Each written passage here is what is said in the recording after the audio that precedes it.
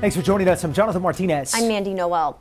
A day of walkouts and protests in San Antonio. It's been happening across the city today in response to the ICE activity and federal immigration crackdown. Hundreds of students from more than 20 schools walked out of class today in protest. At this hour, hundreds of people are gathering at Travis Park.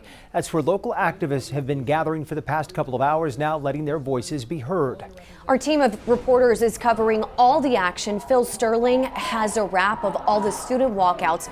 But we start our team coverage with News 4 San Antonio's Destiny Fuller, live downtown at Travis Park. Destiny, you walked alongside today's march. What have you seen and heard?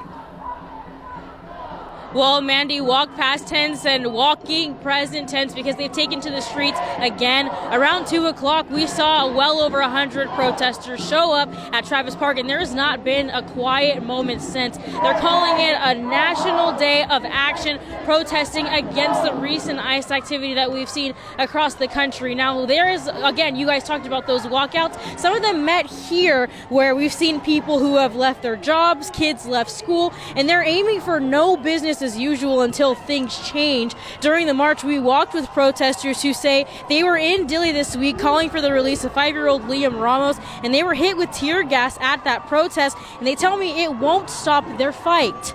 I feel like they wanted to do that to discourage me from coming back, and it really only ignited the fire even more.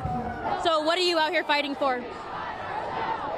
The correct treatment of our immigrants, because they are people as well, and we can't forget that.